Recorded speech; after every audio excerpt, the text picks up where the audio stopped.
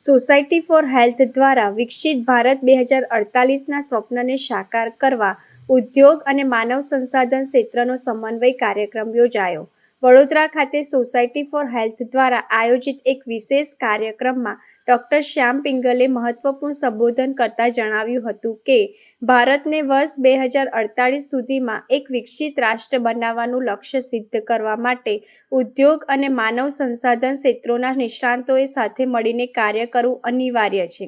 આ દિશામાં આગળ વધવા માટે તેમણે સ્વાસ્થ્ય, સુરક્ષા, પર્યાવરણ અને માનવ સંસાધન જેવા મહત્વના વિભાગો જે અત્યાર સુધી અલગ અલગ કાર્યરત હતા તેમને એક સૂત્રમાં બાંધવા પર ભાર મૂક્યો હતો. ડૉક્ટર પિંગલે વર્તમાન સમયને સ્પર્ધા કરતા સહયોગનો યુગ ગણાવતા કહ્યું હતું કે આ 4 ક્ષેત્રોના મિલનથી જ દેશમાં એક સક્ષમ કાર્ય પદ્ધતિનું નિર્માણ થઈ શકશે. આ અભિયાનનો ઉદ્દેશ માત્ર વરિષ્ઠોનો જ નહીં પરંતુ યુવા પેઢીને ક્ષમતાઓને ઓળખીને તેમને યોગ્ય મંચ પૂરું પાડવાનો અને પ્રોત્સાહિત કરવાનો પણ છે. ભારતની યુવા વસ્તીનો ઉલ્લેખ કરતા તેમણે જણાવ્યું હતું કે ભારત પાસે વિકાસ સાધવા માટે આગામી 20 વર્ષનો મહત્વપૂર્ણ સમયગાળો છે. જો આ સમયગાળા દરમિયાન ભારત પોતાની આંતરિક શક્તિઓ અને યુવા પેઢીના કૌશલ્યને યોગ્ય દિશા આપી શકશે તો જ દેશ વૈશ્વિક સ્તરે અગ્રેસર રહી શકશે. અંતમાં તેમણે યુવાનોને દેશના બદલાતા પ્રવાહો અને પડકારોને સમજી તેમના સકારાત્મક યોગદાન આપવા માટે પ્રેરિત કર્યા હતા. We started in 2018.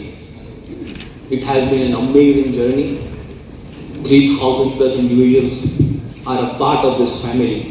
And we are always proud and हम लोग हमेशा बहुत bold italic and underline में बोलते हैं कि हमने इतने सालों में इतने इवेंट किए हैं but we have never charged in any single event. It's a free every time. It's a free membership for everyone. And we are so proud of it. And to make it possible, right, we have been receiving amazing supports from everybody, starting from our own Prahlad bhai that everybody knows, and then from every leaders. And this year we have more family members with us.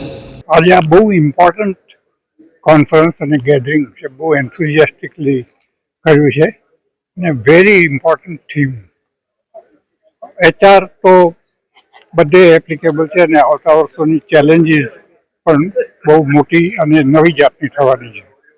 પણ safety, health, environment આ ત્રણેય એરિયાની અંદર which are going to be the major pillars in the time to કમ.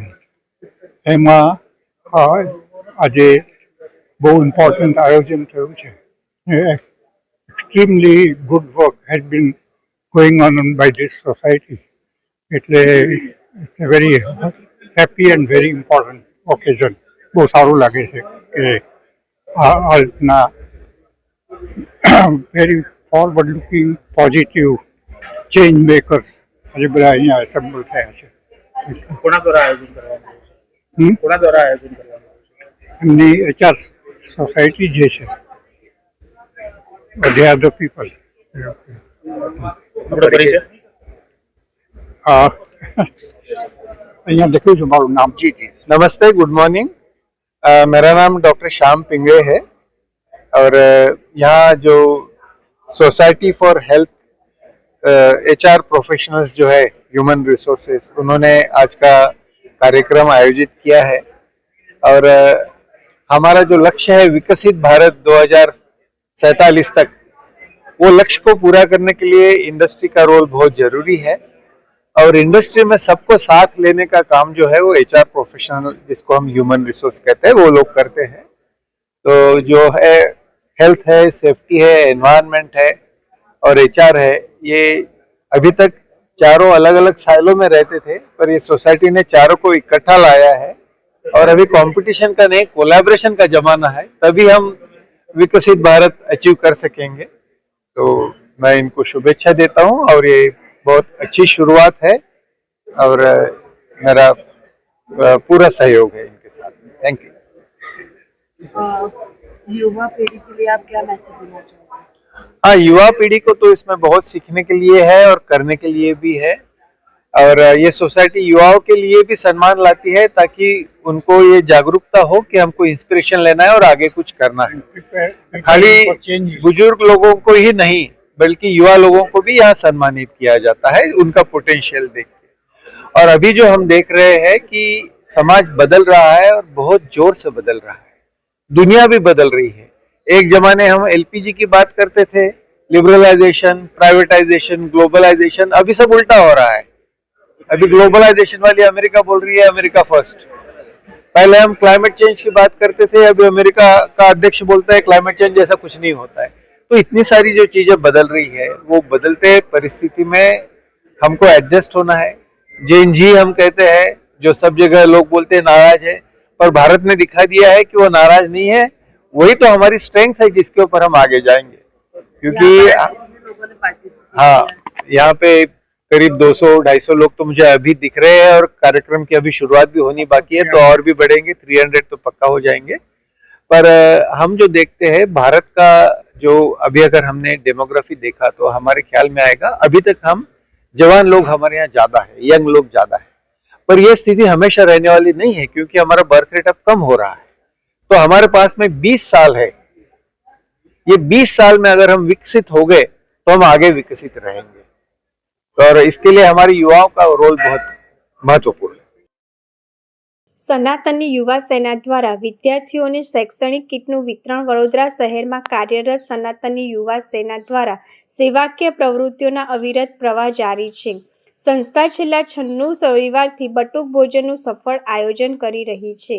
આ શ્રેણીમાં હવે શાળાઓ શરૂ થતાં સંસ્થાએ જરૂરિયાતમંદ વિદ્યાર્થીઓને શાળાકીય બેગ, નોટબુક, પેન્સિલ અને રબર જેવી શૈક્ષણિક કિટનું વિતરણ કર્યું હતું. આ કાર્યક્રમનો મુખ્ય ઉદ્દેશ બાળકોને શિક્ષણ પ્રત્યે પ્રોત્સાહિત કરવાનો અને તેમને ધાર્મિક સંસ્કારો સાથે જોડી રાખવાનો છે. આ પ્રસંગે વડોદરાના મેયર વિશેષ રૂપે ઉપસ્થિત રહ્યા હતા. મેયરની હાજરીથી બાળકોમાં ભારે ઉત્સાહ અને આનંદનું વાતાવરણ જોવા મળ્યું હતું. સંસ્થાના આ પ્રયાસોથી શહેરના જરૂરિયાતમંદ બાળકોને શિક્ષણ મેળવવા મોટી રાહત મળી છે.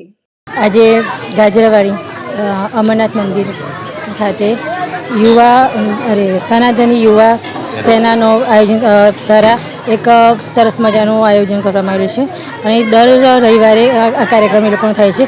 આજે 96મો કાર્યક્રમ છે એ લોકોનો અને નાના નાના બાળકોને ભોજનોની સાથે સાથે એક ગિફ્ટ પણ આપવામાં, ઇનામ પણ આપે છે એ લોકો.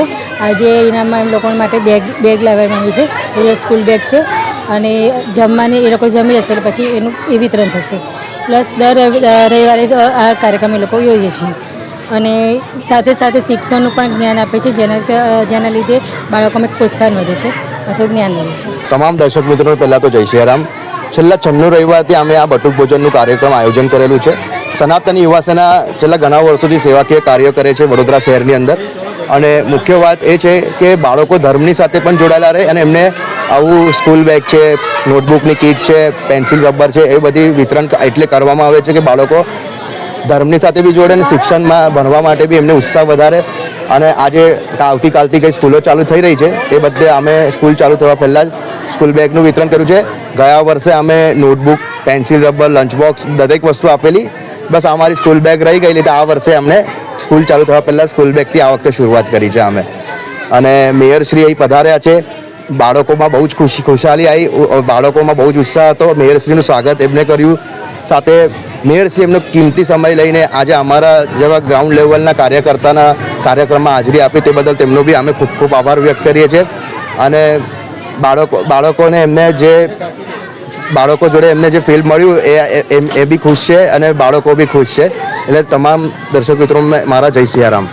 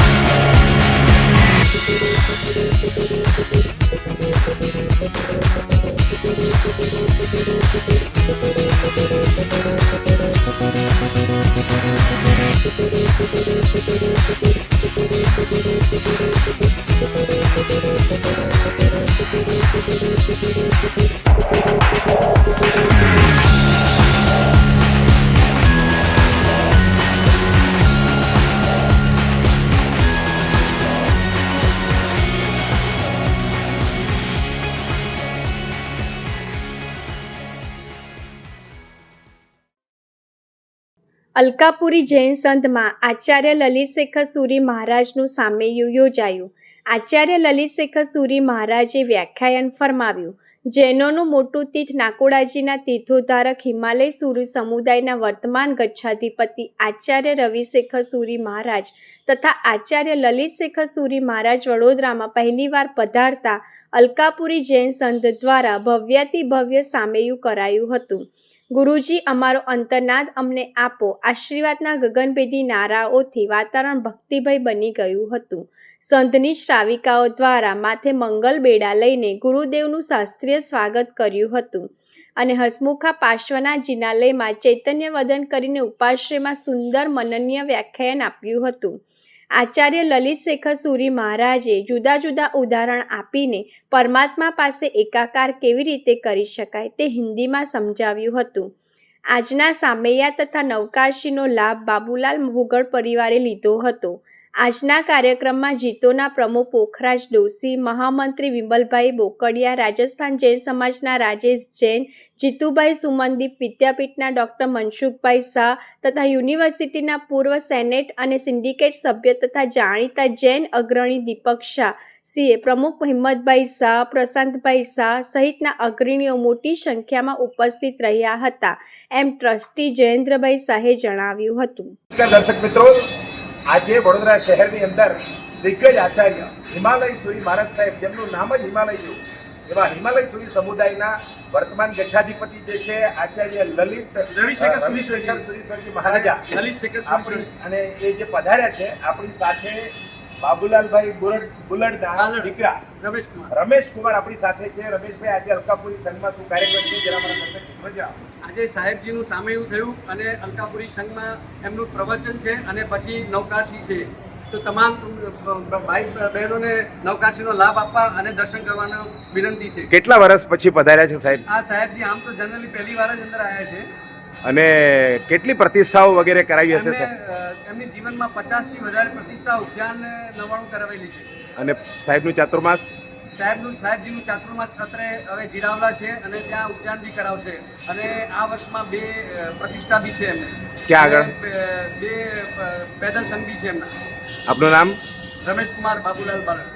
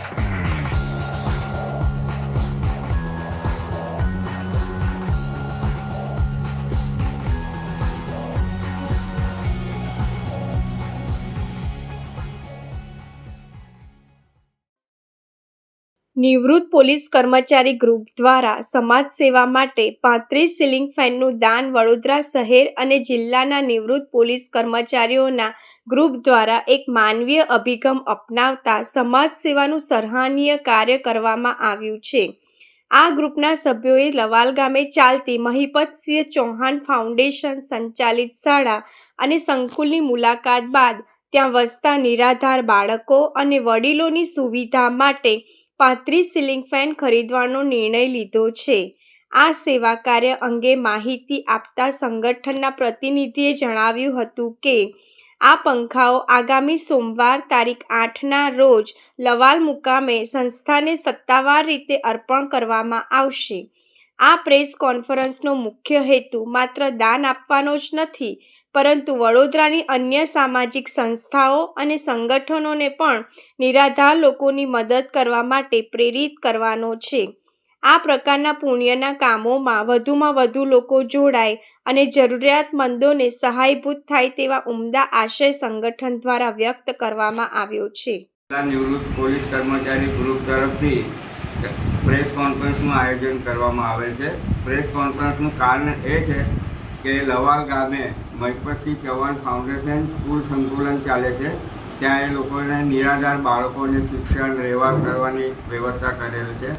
ત્યાં એમને સીલિંગ ફેનની જરૂર છે, એટલે અમારા નિવૃત્ત પોલીસ કર્મચારીનો સાથ સહકારથી અમે 35 સીલિંગ ફેન ખરીદ કરેલ છે અને સોમવાર તારીખ 8ના રોજ અમે લવાલ મુકામે ડોનેશન આપવા જનાર છે. પ્રેસ કોન્ફરન્સ કરવાનું કારણ ફક્ત એટલું જ છે કે વડોદરા શહેરમાં વિવિધ સંસ્થાઓ આવેલી છે, સંગઠનો આવેલા છે, ગ્રુપ ચાલે છે. એ લોકો પણ પ્રેરિત થઈ અત્યારે અધિક જેઠ માસ ચાલે છે તે પુણ્યદાનનો મહિનો છે, એટલે નિરાધાર બાળકોને ત્યાં વૃદ્ધાશ્રમમાં રહેતા માતા પિતાઓને કંઈક સહાય થાય અને એ લોકો અન્ય સંગઠનવાળા પણ પ્રેરિત થાય એ ઈરાદાથી અમે આ પ્રેસ કોન્ફરન્સનું આયોજન કરેલ છે. અને સોમવારે અમે જવાના છે. અત્યારે અમે 35 સીલિંગ ફેન ખરીદેલ છે. જય હિન્દ, જય ભારત. કલા દર્શન 4 રસ્તા પાસે મુખ્ય માર્ગ ઉપર મકાનમાં તસ્કરો ત્રાટ્યા. વડોદરાના કલા દર્શન 4 રસ્તા પાસે આવેલ મુખ્ય માર્ગ પર મકાન નંબર 3 નટરાજ નગરમાં પંડ્યા પરિવાર રહે છે. જ્યારે તેઓ બીજા મકાને ગયા હતા, આજ રોજ સવારે આવતા મુખ્ય દરવાજો તૂટતા ઘરમાં તમામ સામાન વેરવિખેર પડેલો હતો. ફરિયાદીના કીધા અનુસાર ઘરમાંથી સોના દાગીનાના સહિત 11 લાખની ચોરી થઈ છે તેવું અનુમાન માનવામાં આવે છે. ઘટના સ્થળ પર પોલીસ પહોંચી હતી અને કાર્યવાહી હાથ ધરવામાં આવી હતી. હવે સવાલ એ છે કે પોલીસ કઈ રીતના આરોપીઓની શોધખોળ કરે છે. મકાન મુખ્ય માર્ગ પર જ હતું, જો કે સીસી ફૂટેજની તપાસ કરે તો આરોપીઓ પકડાઈ શકે છે.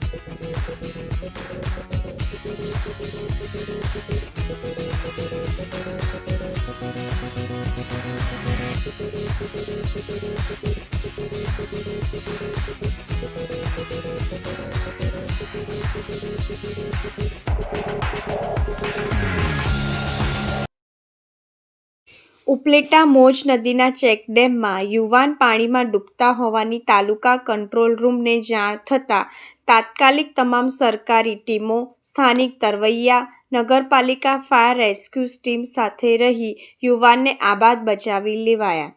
અંતે જાણવા મળ્યું કે તાલુકા વહીવટી તંત્ર દ્વારા સમગ્ર ઘટના વર્ષાઋતુ 2026 અનન્યવયે મોકડ્રીલ યોજવામાં આવી હતી. રાજકોટ જિલ્લા કલેક્ટર તેમજ પ્રાંત અધિકારી ધોરાજીના માર્ગદર્શનને લઈને ઉપલેટા મામલતદાર તથા ઉપલેટા તાલુકા વહીવટી તંત્ર દ્વારા ચોમાસાની ઋતુને ધ્યાનમાં લઈને મોજ નદીના ચેકડેમ ખાતે પાણીના પ્રવાહની બચાવ કામગીરીને ધ્યાનમાં લઈને મોકડ્રીલ યોજવામાં આવી હતી. જેમાં હાલ ચોમાસાની ઋતુ શરૂ થવાની તૈયારી હોય અત્યારે અતિવૃષ્ટિ કે બાઢ અથવા કોઈ કુદરતી આફતોને લઈને આગોતરી બચાવ કામગીરી પહોંચી વળવા નગરપાલિકા, fire team, medical team, police વિભાગ, વિવિધ રેસ્ક્યુ ટીમો સહિત ડીપ ડાઇવિંગ ટીમની મદદથી મોજ નદી પરના ચેકડેમમાં યુવાનોને ડૂબતા બચાવવાની કામગીરી સહિત મેડિકલ સારવાર સહિતની મોકડ્રીલ યોજવામાં આવી હતી. આ સમગ્ર મોકડ્રીલમાં ઉપલેટા મામલતદાર, તાલુકા વિકાસ અધિકારી, ઉપલેટા પોલીસ ટીમ, આરોગ્ય વિભાગ, નગરપાલિકા ટીમ સહિત સ્થાનિક તરવૈયા ટીમ સહિતના વિવિધ રેસ્ક્યુ તંત્ર હાજર રહ્યા હતા.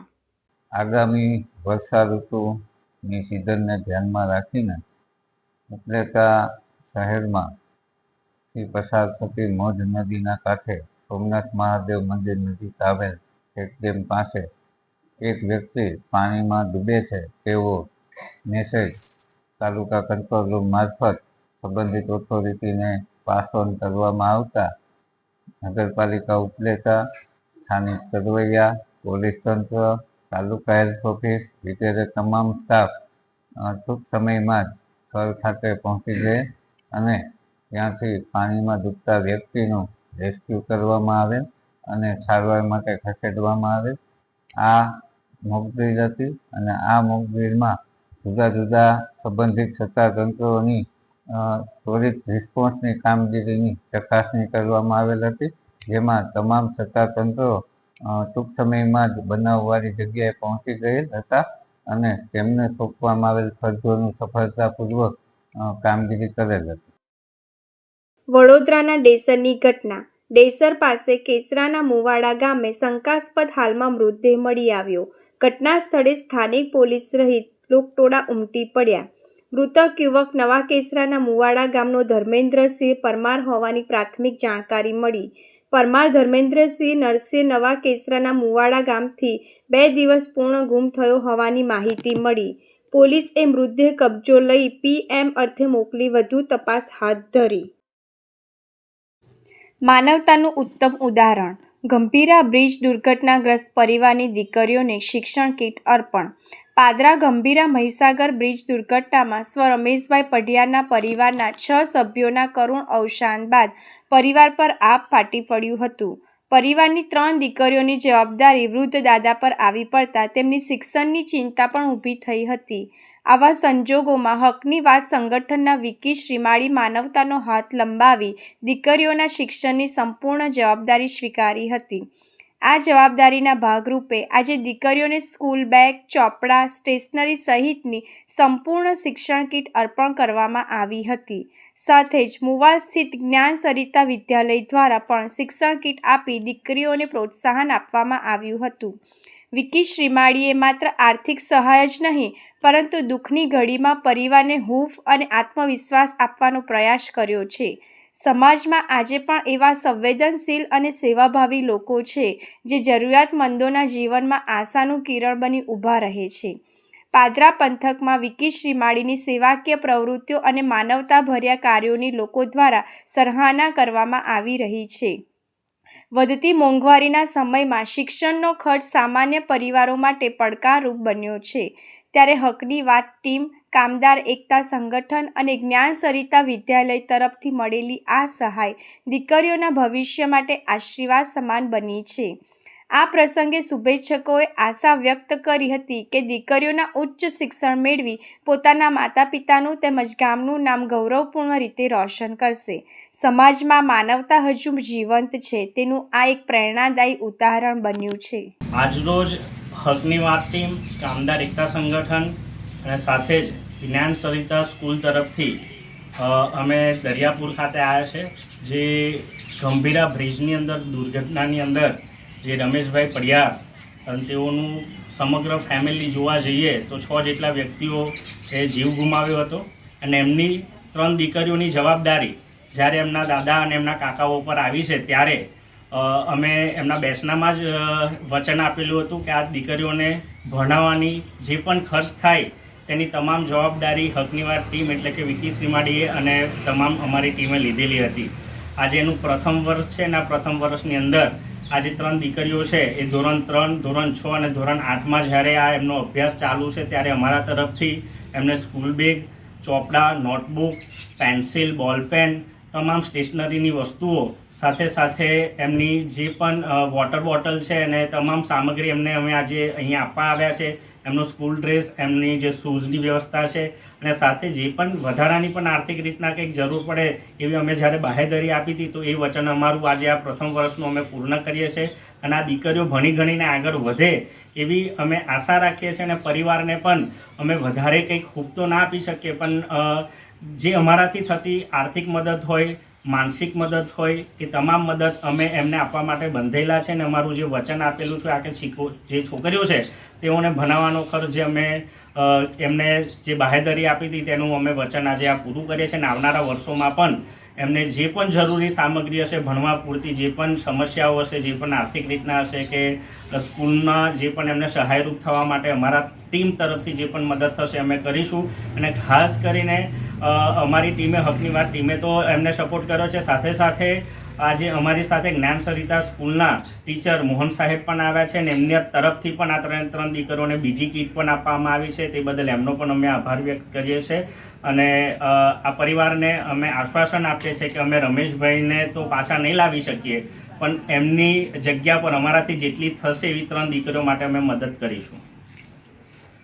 સાથે જ આ અમારી સેવા કાર્યની અંદર જ્ઞાન સરિતા સ્કૂલ મુવાલની જે ટીમ અને સંચાલકે જે અમારો સપોર્ટ કર્યો છે અને એમના તરફથી જે મોહનસિંહ રાઠોડ અમારી સાથે આવ્યા છે અને આ દીકરીઓને જે મદદ કરી છે તે બદલ હું અમારી સમગ્ર ટીમ તરફથી જ્ઞાન સરિતા સ્કૂલ મુવાલનો પણ હું ખૂબ ખૂબ આભાર માનું છું.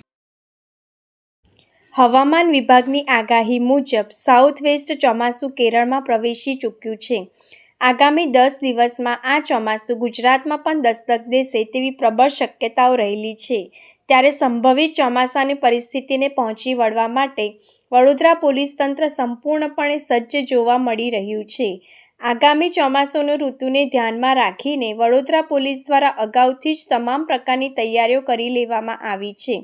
શહેર પોલીસના ઉચ્ચ અધિકારીઓ અને NDRF, SDRF તથા સિવિલ ડિફેન્સના જવાનો સાથે એક ઉચ્ચ સ્તરીય બેઠકનું આયોજન કરવામાં આવ્યું હતું.